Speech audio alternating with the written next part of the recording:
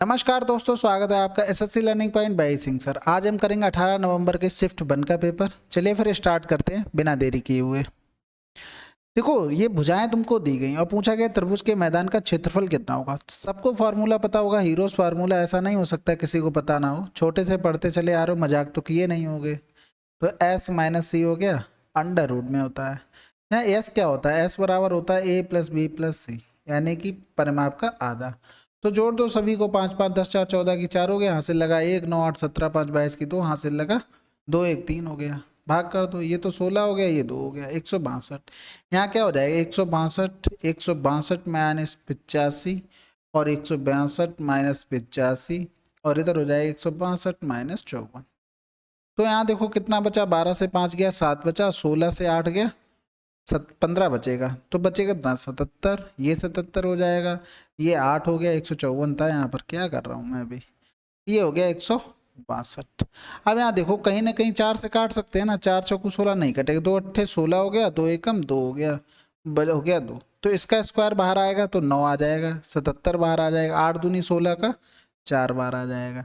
यानी कि ये आ गया त्रिभुज का क्षेत्रफल। गुणा कर लो, देखो 9 चौक 36 हो गया, 36 गुणे 7 गुणे 11 हो गया, 7 छक्का 42 की 2 हो गया, यहाँ से लगा 4 7 21 4 25 हो गया, गुणे 11 हो गया, 2 5 2 7 5 2 7 हो गया, 2 27 72 आंसर आ गया। अगला सवाल। अमन अपनी आय का 74% खर्च करता है। यदि उसका व्यय 30% बढ़ जाए, बचत 25% बढ़ जाए, तो उसकी आय में कितने परसेंट की वृद्धि होगी? सिंपल सवाल है। देखो, एक तरफ खर्च लिखो, एक तरफ बचत लिखो। खर्च 74% है तो बचत कितनी होगी? 26। ये हो गया 13, ये हो गया 2 3 6 2 7 14। अब देखो, व्यय 30% बढ़ा और आय 25%, सॉरी बचत 25% बढ़ी।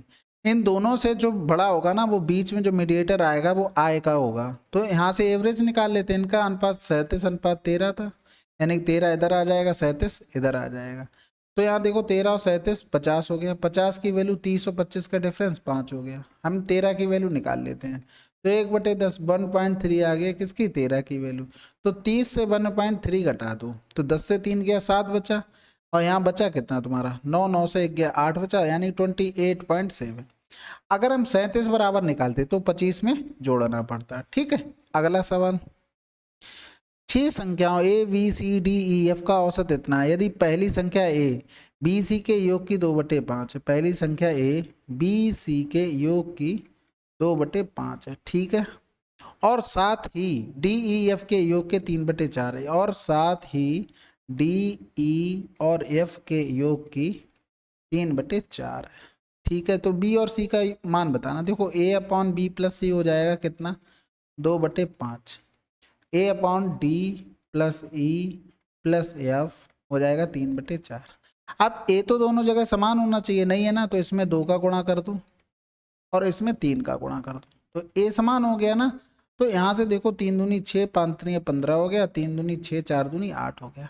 तो देखो ए मिल गया 6 है, बी प्लस सी मिल गया कितना है? 15, और फिर डी ई एफ मिल गया कितना? 4 दूनी 8, यानी कि 8 6 14 14 15 29। 29 की वैल्यू कितनी दी थी? 58। कितने नंबर है? 3 और 3 6 गुणे 6, इतनी वैल्यू दी। तो 29 दूनी 58, 6 दूनी 12 आ गई वैल्यू। पूछा बी सी का योग, बी सी कितना था? 5 3 15 था, 15 गुणे 12 करेंगे तो 180 आंसर। अगला सवाल। दो स्टेशनों ए और बीच की दूरी 700 किलोमीटर है। एक ट्रेन 80 किलोमीटर प्रति घंटा की चाल से स्टेशन ए से बी की तक जाती है और 65 किलोमीटर प्रति घंटा समान चाल से वापस लौट आती है। पूरी यात्रा के दौरान औसत चाल क्या? देखो सिंपल है, डिस्टेंस तुम्हारी अगर कांस्टेंट होगी, फार्मूला लगा दो 2xy, यानी 80 गुणे 65, और दोनों को जोड़ दो, यानी कि 5 और 8 6 14 हो गया। तो 5 एकम 5 हो गया, 5 3 15, 5 दूनी 10, 5 9 45 हो गया। तो 13 दूनी 26 गुणे हो गया 80 और बटे 29, यानी कि 0 हो गया, 8 छंग 48, हासिल लगा 4, 8 दूनी 16 4 20, यानी कि 2080 में हमें 29 से भाग करना है। सिंपल सी बात ये थी। तो देखो, अगर 10 का गुणा करेंगे 29 में 290, इससे ज़्यादा पहुंच गया। फिर यहाँ से ऑप्शन देखो, सभी में स्टार्टिंग क्या है? 7 है, तो 7 का गुणा कर लो। 7 नेम 63 की 3, हासिल लगा 6, 7 दूनी 14 6 20 हो गया। 8 से 3 गया 5, उतारा लिया 0। तो अब यहाँ देखो कितनी बार जाएगा? 2 बार तो जा नहीं सकता, 29 दूनी 58 होता है, यानी कि 1 बार जाएगा, यानी कि आंसर क्या आ गया? 71.72। अगला सवाल। देखो इन तीनों की हमें क्या करना है, समतुल्य छूट बताना। पहले तो 7/12 पे काम कर लो। तो सबको फार्मूला तो बताना, a plus b minus a into b by 100 sorry. तो ये फार्मूला होता है, ये सबको पता हो। तो देखो 12×7 कितना हो गया 19, माइनस 62 84 अपॉन 100 हो गया। तो 19 माइनस 0.84 हो गया। 19 से पूरा एक घटा दो तो कितना बचा 18, और 84 यानी कि बचे कितना 16। 100 से 84 घटा दिया तो ये आ गई एक। अब इसका 5 के साथ निकालो, दोनों को जोड़ेंगे, 18 5 23.16 माइनस 18.16 गुणे 5/100 हो जाएगा। तो 5 छक्का 30 हो गया, 5 एकम 5 और 3 8 हो गया, और 18 पंजे 90 हो गया। तो ये 2 जीरो पहले लगे तो और बढ़ जाएगा, यानी कि 23.16 से 0.9080 घटा दो तो यहाँ बचेगा 2, बचेगा 2, बचेगा 11 से 9 गया 2, यानी 22.2 बचेगा समथिंग आंसर। तो ये आंसर हो जाएगा। अगला सवाल देखो, सिंप्लीफिकेशन का सवाल है। इसमें सबसे पहले देखो सवाल सॉल्व क्या करना है, सबसे पहले ऑफ सॉल्व करना है, ये सॉल्व करना है। ठीक है, करते हैं। तो देखो गुणा तो पहले होगा नहीं, पहले होगा डिवाइड। तो 1/4 गुणे 3/4। अब यहाँ करेंगे 4 एकम 4 1 5/4 गुणे 2/5। तो 5 से 5 चला गया, 2 दूनी 4 हो गया, यानी 1/2 आया भाग में। अगर गुणे का साइन लगाएंगे तो 2 ऊपर चला जाएगा, बिल्कुल चला जाएगा। फिर साइन किसका आ गया तुम्हारा, डिवाइड का आ गया। अब यहाँ से भी ऑफ सॉल्व करो, 3 एकम 3 और 2 5/3 गुणे 4/5। 5 से 5 चला गया, हुआ क्या 4/3 आया यहाँ पर। तो यहाँ देखो 3/4 गुणे का साइन करेंगे तो उल्टा हो जाएगा 3/4 माइनस का। सबसे पहले गुणा करते हैं तो 1/2 माइनस का 1/8 आ गया। तो यहाँ से देखो 2 दूनी 4 हो गया, यानी 3/8 आ गया। डिवाइड दिया हुआ है तो 3 त्रिका 9, साइन चेंज कर लो तो 4 चौकू 16 ऊपर, 3 त्रिका 9 नीचे हो जाएगा, यानी कि 3 त्रिका 9 हो गया, 8 दूनी 16 हो गया। यानी कि यहाँ से सॉल्व करने के बाद 2/3 माइनस यहाँ से 8 हो जाएगा, माइनस का 2, 8 से 2 गया 6/16 हो जाएगा। तो यहाँ से 2 3 6 कर सकते, 2 8 16, एलसीएम लेंगे तो कितना आ जाएगा 24, 3 8 24, 8 दूनी 16, और माइनस का कितना हो जाएगा 3 त्रिका 9। तो 16 से 9 गया 7, 7/24 तुम्हारा आंसर आ गया। तो ये सवाल बहुत सावधानी से करने वाले होते, नहीं तो फर्जी के 2 नंबर चले जाएंगे। अगला सवाल, किसी सेल में इत्र का विक्रय मूल्य 25% की छूट के साथ उपलब्ध है। यदि सेल में इत्र का विक्रय मूल्य इतना है तो इत्र का मूल विक्रय मूल्य कितना होगा। देखो सिंपल सी बात, 25% मतलब 1/4, यानी 4 अगर तुम्हारा क्या है सेलिंग प्राइस है तो 1 रुपया छूट के बाद 3 रुपये में चीज़ बेची जा रही है, यानी 6873 की वैल्यू कितनी है 3 है। 4 की वैल्यू निकालनी, 3 दूनी 6, 3 दूनी 6, 3 नेम 27, 3 एकम 3, यानी 4 एकम 4, 4 नेम 36 हो गया। हाथ से लगा 3 22 चौक 88 और 3 91। अगला सवाल, एक निश्चित धनराशि साधारण ब्याज की समान वार्षिक दर पर 4 वर्षों में इतनी और 7.5 वर्षों में इतनी हो जाती है, क्रमशः धनराशि ज्ञात कीजिए। देखो 7.5 में कितनी हो जा रही है 15,925, और 4 वर्षों में कितनी हो जा रही है 12,740। डिफरेंस 3.5 साल में ब्याज कितना मिलेगा 5, 12 से 4 गया 8, 8 से 7 गया 1, 5 से 2 गया 3। तो 4 साल का ब्याज निकालो, यानी 3185/35 गुणे 10 गुणे 4। 5 सत्ते 35 हो गया, यहाँ पर काट दो, 5 छक्का 30, 5 3 15, 3 बचा, 5 सत्ते 35, 7 नेम 63 हो गया, 7 एकम 7 हो गया, यानी 4 एकम 4, 4 नेम 36 और 0, यानी कि इतना ब्याज मिला कितने 4 साल में। यानी कि 12,740 से अगर ब्याज हटा दें तो हमें क्या मिल जाएगा, मूलधन मिल जाएगा। 7 से 6 गया 1, 12 से 3 गया 9, यानी 9100 तो था क्या मूलधन। तो यहाँ से कुछ मिला, बिल्कुल मिला 9100। तो एक तो इसमें है और एक इसमें है। हमें रेट निकालनी थी, यानी 9100 पर 1 साल का ब्याज हमें बिल्कुल नहीं पता, लेकिन 3.5 साल का तो पता है ना, ये देखो निकाला हुआ। तो गुणे कर दो क्या, आर बटे हो गया 100 बराबर हो गया 3185। अब यहाँ पर देखो 35, ये अभी अभी डिवाइड किया, कितने बार गया था 91 बार चला गया था ना। तो यहाँ से जाएगा तो ये भी कट जाएगा, ध्यान करना। लेकिन यहाँ देखो एक जीरो और चिपकाया था, तो ये देखो 10 वाला जीरो गया ना, तो ये जीरो आ गया, यानी कि आंसर क्या आ गया 10% रेट आ जाएगी, ये तो कैंसिल आउट हो गया। अगला सवाल, यदि 3,000 की धनराशि को अर्धवार्षिक रूप से चक्रवृद्धि होने वाली 20% की वार्षिक ब्याज दर पर 3 वर्षों के लिए निवेशित किया जाता है तो चक्रवृद्धि ब्याज ज्ञात कीजिए। देखो जब रेट 20% पूरी साल की थी, हाफ ईयरली कितनी हो जाएगी 10%। 3 साल की बात करा, 3 साल में हाफ ईयर हाफ के कितने क्वार्टर बनेंगे जाके, तो 3 और 3 6, यानी कुल मिला के 6 साल का हमें निकालना। 3 स्लैब बन गई, ठीक है। तो देखो 3 साल का इसका इफेक्टिव रेट होता है 33.1, 6 साल का था एक और हो गया 33.1, यही तो बनेगा जाके ना। इन दोनों का इफेक्टिव रेट निकालेंगे तो 33.1 प्लस 33.1 प्लस 33.1 गुणे 33.1 बटे हो गया 100। यहाँ से हटाएंगे पॉइंट हो गया 100। सिंपल सी बात समझ में आई। अब यहाँ पे देखो पॉइंट के बाद वो छोड़ने के लिए कह रहा है, यानी कि हम कोई अप्रोक्सीमेट वैल्यू निकाल के देख लें, बिल्कुल देख लो। तो यहाँ पर 33 जीरो और इंटू 33 जीरो, अगर इसका स्क्वायर करेंगे तो 1089 और आ जाएगा क्या, सॉरी यहाँ पर जीरो था, स्क्वायर किया तो 00, ये तो कैंसिल आउट हो गया, बचा क्या, इनको जोड़ दो पहले, 2 हो गया, 3 3 6 हो गया, 3 3 6 65 प्लस करना पड़ेगा 10.89, तो जोड़ेंगे 9 हो गया, 8 2 10 की जीरो हो गया, हासिल लगा 1 हो गया 7 और ये 7 हो गया 6 1 7 हो गया 77.09, यानी कि हम निकालेंगे 3000 का 77.09 बटे 100। इसको पहले हटा दो, बिल्कुल निगलेक्ट कर दो, तो 2 जीरो चले गए, 3 सत्ते 21 हो गया, हासिल लगा 2, 3 सत्ते 21 21 हो तो 23 हो गया, 1 जीरो आ गया, यानी कि 2310 आया। अब यहाँ पर देखो 2301 इसमें और एक इसमें है, 2310 से तो ज़्यादा ही रहेगा, क्योंकि यहाँ पर हमने कुछ नंबर कम कर दिए थे, ये चीज़ समझ में आ रही है, ये नंबर कम किया था, तो यानी कि आंसर क्या हो गया 2315। अगला सवाल, सामान का 1/3 हिस्सा 15% के लाभ पर बेचा जाता है, सामान का 25% हिस्सा 20% लाभ पर बेचा जाता है और शेष सामान 10% की हानि पर बेचा जाता है। यदि पूरे लेन देन में 350 का लाभ अर्जित किया जाता है तो सामान का वास्तविक मूल्य क्या है। 1/3 करा, 1/3 ये हो गया, हमने पूरा मान लिया कि 300, पूरा मान लिया 300, एक वस्तु की कीमत 1 रुपये मान ली तो 300 रुपये बना जाके, ठीक है। यहाँ से देखो 15% के लाभ पर बेचा जाता है क्या, 1/3 हिस्सा, यानी कि 100 पर 15% का अगर लाभ लेंगे तो कितने का लाभ होगा, 15 रुपए का, 1/3 हिस्सा कितना हो गया, 100 हो गया। सामान का 25% हिस्सा, यानी कि 300 का 25% हिस्सा 20% लाभ पर बेचा जाता है, यहाँ से पे भी प्रॉफिट निकाल लो, तो या 25 नहीं 75 हो गया, 75 तो नहीं 150 हो गया, यानी 15 रुपए का प्रॉफिट यहाँ से हो गया। अब कह रहा है कि शेष बचा सामान, देखो 75 चला गया और 100 चला गया, 175 चला गया, यानी बचा कितना 125, इसे 10% की हानि पर बेचा जाता है, ध्यान रखना किस पर, हानि पर, यानी 12.5 की हानि, यानी दोनों में प्रॉफिट हुआ, इससे हानि अगर हम माइनस कर दें तो 30 से पूरा 13 घटा दो, 30 से 13 जाएगा तो 17 बचेगा और 17.5, तो इतना हमारे हिसाब से प्रॉफिट हुआ। क्वेश्चन में 350 का प्रॉफिट हुआ, यानी 17.5, तो सामान का वास्तविक मूल्य 1 रुपये माना तो 300 रुपये हो गया था, इसकी वैल्यू निकाल ली थी बस।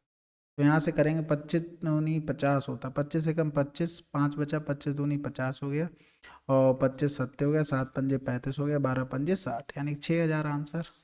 अगला सवाल, किसी बस की चाल ठहराव के समय को घंटा 7 किलोमीटर प्रति घंटा और ठहराव के समय को मिलाकर 42 किलोमीटर प्रति घंटा है, बस प्रति घंटे कितने मिनट के लिए रुकी। देखो ऐसे सवालों को हमेशा ध्यान रखना, इनका डिफरेंस कर दो, यानी 60 माइनस 42 और बड़े वाले से डिवाइड कर दो, ये तो आता घंटा, इसमें 60 का गुणा कर देंगे तो आ जाएगा मिनट, यानी 60 से 60 चला गया, 10 से 2 गया, 8 बचा, 5 से 4 गया, 1 बचा, यानी 18 मिनट आंसर आ गया। इसे नोट कर लेना अगर ये चीज़ ना पता हो तो। अगला सवाल, देखो जो नंबर दिए गए हैं इनका एचसीएफ निकालना है, यानी एक्स के अंकों का गुणनफल निकालना है। तो देखो एक तो भाग विधि से एचसीएफ निकाल सकते हैं, बाकी क्या होता है इनके नंबर लिख लो 1756 और आ गया 30734829, ठीक है। सबसे पहले इन दोनों को देखो, 13 से 6 गया 7 बचा, 6 से 5 गया 1 बचा और 10 से 7 गया 3 बचा और 2 से 1 गया 1 बचा। इनका गुणा करो, साथियों 21 नहीं मिल रहा ना तो छोड़ दो, कोई बात नहीं। अब छोटे वाले को पकड़ो, 1756 माइनस 1317 कर दो, तो 16 से 7 गया 9 बचा, 4 से 1 गया 3 बचा, 7 से 3 गया 4 बचा, 4 3 12 नहीं में 108 आंसर आ गया। तो ये चीज़ जब तक डिफरेंस निकालेंगे और डिफरेंस का गुणा करके देखते रहो, देखो इस नंबर से निकालते तो भी नहीं आता, क्योंकि जब यहीं से नहीं आ रहा तो इससे यहाँ से मिलने की कोई मतलब ही नहीं बनता, तो इसलिए नंबर निकालते रहो माइनस करके और उनका गुणा करके देखते रहो। अगर यहाँ पर भी नहीं मिलता फिर छोटे वाले से इसको घटाते, तो इस तरीके से चलता रहता। अगला सवाल, 15 लड़के किसी कार्य को 10 दिन में पूरा कर सकते हैं और 12 लड़कियां उसी कार्य को 15 दिन में पूरा कर सकती हैं। यदि सभी 15 लड़के और 12 लड़कियों को एक साथ कार्य करते हैं तो कार्य कितने दिनों में पूरा हो जाए। देखो 15 लड़के किसी कार्य को 10 दिन में पूरा कर सकते हैं और 12 लड़कियां किसी काम को 15 दिन में पूरा कर सकती हैं। ये कैंसिल आउट हो गया, यानी कि बॉयज अपॉन गर्ल, 2 छक्के 12 2 पंजे 10 एफिशिएंसी। टोटल वर्क निकाल लो, बॉयज की एफिशिएंसी 6 × 10, ये आ गया था क्या टोटल वर्क। अब 15 लड़के तो इनकी एफिशिएंसी 6 हो गई, 12 लड़कियां एफिशिएंसी 5 हो गई, यानी 15 छक्का 90, 12 पंजे 60, 9 6 15, 150 से भाग करना था, ये तो चला गया, तो आंसर क्या आ गया 6। अगला सवाल देखो, सिंप्लीफिकेशन सवाल है, सरल सवाल है ये तो। 3 दूनी 6, 8 से 2 गया 6 बचा, यहाँ 4 दूनी 8, 8 से 8 डिवाइड करेंगे तो कितना 1 हो जाएगा, बचा क्या 12 माइनस ब्रैकेट 3 प्लस 1 माइनस का 6, 3 1 4 हो गया, 6 से 4 गया माइनस का 2, यानी 12 + 2 14 आंसर। ये भी देखो कोइंसिडेंट क्वेश्चन नंबर 14, आंसर भी 14। अगला सवाल, 7 अंकों की वह सबसे बड़ी संख्या कौन सी है जिसे 10 15 20 24 और 30 से विभाजित करने पर 6 11 16 20 26 शेषफल प्राप्त होता है। पहले तो डिफरेंस देखो, 10 और 6 का 4 है, 15 और 16 का डिफरेंस कितना है, सॉरी 15 और 11 का 4 आ रहा है, यानी कि 20 और 15 और 20 यानी 16, सब में 4 ही का 4 डिफरेंस आ रहा है, तो कोई दिक्कत वाली बात नहीं है। सबसे पहले देखो, हमने जैसे ही 10 देखा, 10 से डिवाइड करने पर 6 शेषफल चाहिए, इसमें मिलेगा नहीं मिलेगा, बिल्कुल भी किसी भी तरीके से इसमें मिलेगा नहीं मिलेगा, क्योंकि यहाँ तो पूरा पूरा 10 से डिवाइड हो रहा है और ये भी पूरा पूरा हो रहा है, तो ये 2 नंबर बचे केवल। थोड़ा सा दिमाग और लगाना था, 1 नंबर से पकड़ लेते हमारा आंसर आ जाता। जैसे ही हमने 30 पकड़ा, 30 को डिवाइड करने पर हमें 26 मिल रहा है, यानी इसे 26 घटाओगे इसमें से तो 0, 7 से 2 गया 5, 26 घटाओगे तो 0, 5 से 2 गया 3। देखो 3 से अब जब घटाने के बाद नंबर 3 से डिवाइड होना चाहिए, तो यहाँ पर 1 2 3 4 5, 1 2 3 4 5, तो ये तो 3 से सभी डिवाइड है। अब घटाने के बाद 30 आया, ये डिवाइड हो जाएगा, लेकिन यहाँ 5 आया, ये तो नहीं होगा ना। तो बात समझ में आई, आंसर हमें यहाँ से मिल गया। अगर नहीं आता तो देखो यहाँ से क्या करते, 2 2 4 2 6 2 7, फिर इनका एलसीएम लेते, एलसीएम आता है 120, 120 से अगर हम डिवाइड करते तो जो भी रिमाइंडर आता है यहाँ पर सरल आता है, वो भी 12 8 96 करते, तो 960, 9 9 से 6 गया 3, फिर उतारा लेते 9 होता, तो 12 3 36 हो जाता है, यानी कि 360, फिर 9 9 से 6 गया 3, इसी तरीके से 39 बचता तुम्हारा शेषफल। इससे 39 घटा दो तो 0, 9 से 3 गया 6, तो जीत और 2 2 4 तो 6, ज़्यादा लिख दिए क्या, 2 2 4 2 6 7 हो गए, ठीक है कम कर लो। तो यहाँ 6 0 बचता, 6 0 आया, डिफरेंस कितना आ रहा सबका 4, और माइनस कर देते तो आंसर क्या आया था लास्ट में 5 6, ठीक है। अगला सवाल, 60 किलोमीटर प्रति घंटा की चाल से चलती एक 253 मीटर लंबी रेलगाड़ी एक पुल को पार करने में 42 सेकंड लेती है, पुल की लंबाई कितनी होगी। पुल की लंबाई प्लस ट्रेन खुद की लंबाई पार करेगा कितने, 60 किलोमीटर प्रति घंटा की चाल से। चेंज कर लिया, 5/18 से 42 हो गया इधर, तो देखो 6 कम 6 हो गया, 6 तियाँ 18 हो गया, तो 14 तियाँ 42 होता, 14 पंजे 70, यानी P बराबर 700 माइनस 253। 10 से 3 गया कितना 7 बचा, यहाँ 9 बचा, 9 से 5 गया 4 बचा, यहाँ बचा 6, 6 से 2 गया 4।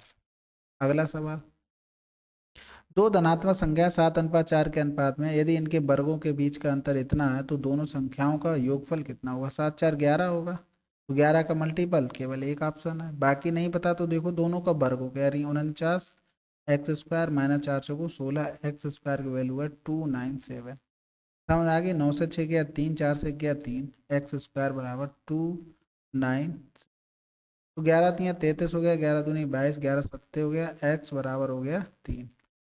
तो यहाँ से देखो पुट कर दो, 7 4 11 3 33 आंसर। अगला सवाल, एक व्यक्ति को टेलीविजन 18,400 में बेचने पर 8% की हानि हुई, 5% लाभ अर्जित करने के लिए टेलीविजन किस मूल्य पर बेचना चाहिए। देखो 100 की चीज़ थी, 8% हानि का मतलब 92 में, 5% लाभ मतलब 105, 92 की वैल्यू दी थी 18400, हमें 105 की वैल्यू निकालनी थी। ये देखो 2 बार पूरा पूरा जा रहा, 2 पंजे 10, 2 एकम 2, 210 किस में लिखा है, केवल इसमें लिखा है।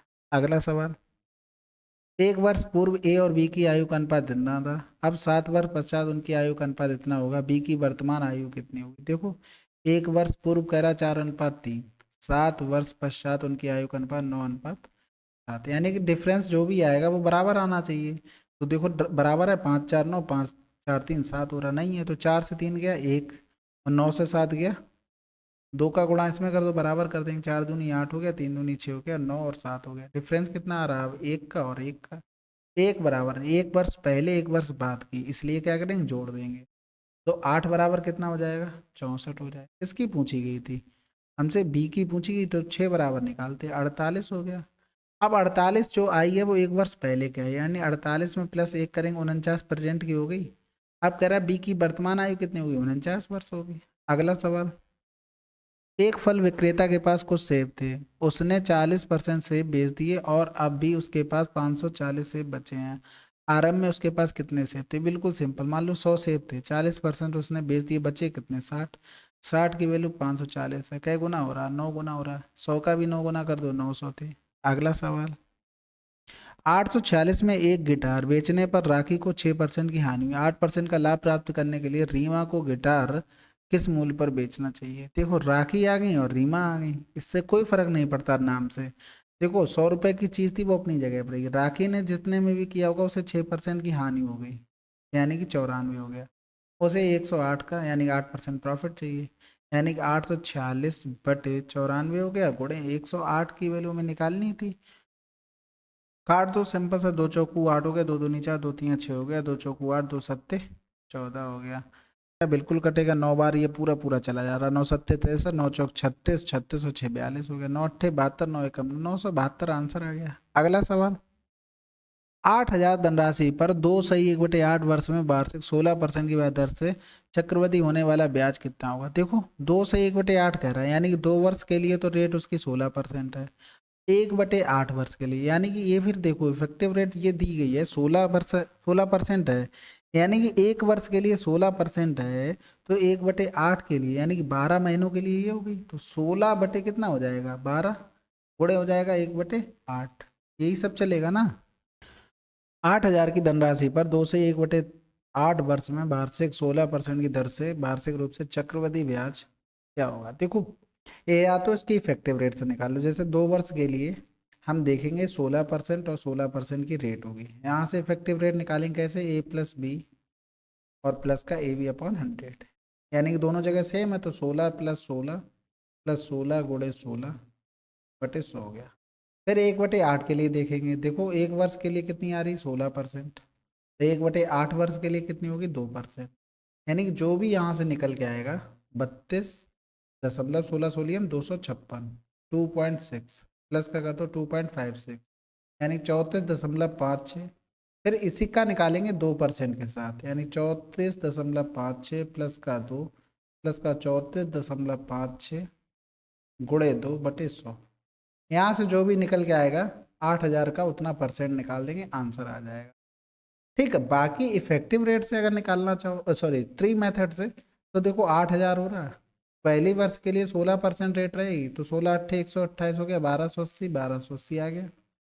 फिर देखो इसका भी निकालना पड़ेगा, तो 0 16 8 128 हासिल लगा, 12 16 32 32 12 44 की 4 हासिल लगा, 4 हो गया, 16 एकम 16 4 20 हो गया, और एक के बाद आ जाएगा 2 नंबर के बाद पॉइंट, ये आ गया तुम्हारा। अब 1/8 वर्ष बचा है, उसके लिए रेट क्या है, 2% है, अभी हमने निकाल के दिखाई थी, तो इसका 2% करेंगे 160 हो गया, इसका 2% करेंगे 128 का 2%, तो 0 से 0 2 अट्ठे 16 हो गया, 2 दूनी 4 1 5 हो गया, 2 एकम 2 हो गया, यानी 25.6 हो गया। इसका भी मिलेगा 2%, इसका भी, यानी इसका हो गया 2 गुना। इनको सबको जोड़ दो, देखो 1280 प्लस 1280 प्लस 204 प्लस 160, यहाँ पर 25 दूनी 50 हो जाएगा, और 50 और 1 51, पॉइंट वाले सब हटा, तो 4 1 5 हो गया, 8 8 16 16 6 22 22 5 27 की 7 हो गया, हासिल लगा 1 3 2 5 5 और 2 7 1 8 हो गया, गलत तो नहीं कर दिया, 8 8 16 16 4 20 20 और 5 25 और 2 27 हासिल लगा, 2 2 2 4 2 6 2 8 1 9 हो गया।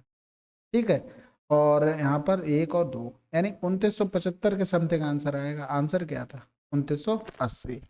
तो जैसे मनो वैसे कर सकते हो, अप्रोक्सीमेट तो लगाना ही पड़ेगा। अगला सवाल, एक अधिकारी और एक क्लर्क की मासिक वेतन इतना है, एक अधिकारी के मासिक वेतन में 7,000 और क्लर्क के मासिक वेतन में 3,000 की वृद्धि होगी, तो अनुपात 19:7 हो जाता है। अधिकारी प्रारंभिक वेतन में कितना था, देखो पहले 11,4 था, फिर 19,7 हो गया, और इनका 7,000 और 3,000, तो यहाँ से करेंगे 11 सत्ते 77, 19 चौक 76, यानी इनमें डिफरेंस कितना आ रहा है, 1 का, यहाँ करेंगे सत्तू सत्तू 49,000, 57,000।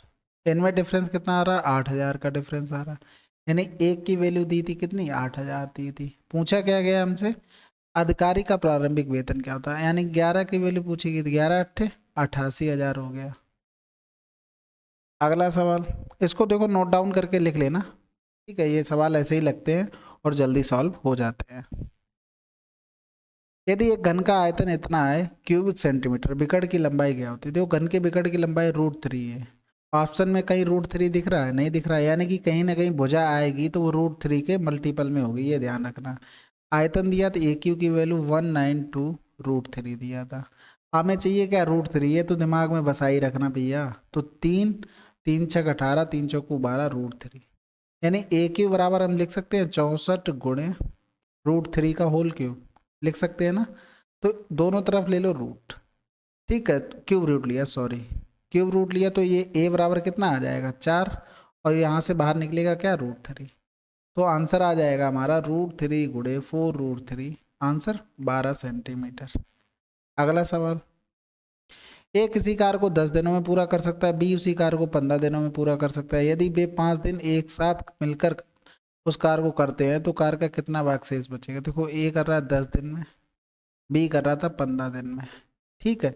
5 दिनों तक उन्होंने दोनों ने काम किया, तो सिंपल सी बात है, एलसीएम लेंगे 30 हो गया, 10 तियां 30, 15 दूनी 30, 3 2 5, 55 25 काम कर लिए, बचा कितना? 5 काम बचा। टोटल काम कितना था? 30, यानी 5 छक्का 30 हो गया, 1/6 तुम्हारा आंसर आ गया। अगला सवाल, चलिए 18 नवंबर की शिफ्ट 1 कंप्लीट हो गई है। काफ़ी अच्छे सवाल थे और कैलकुलेटिव सवाल थे। जिसमें भी प्रॉब्लम हो, अगर करने में दिक्कत आई, उनको नोट डाउन कर लेना, और किसी की समस्या कुछ भी हो तो वो कमेंट सेक्शन में बता देना। चलिए फिर मिलते हैं अगले वीडियो में, तब तक के लिए जय हिंद जय भारत।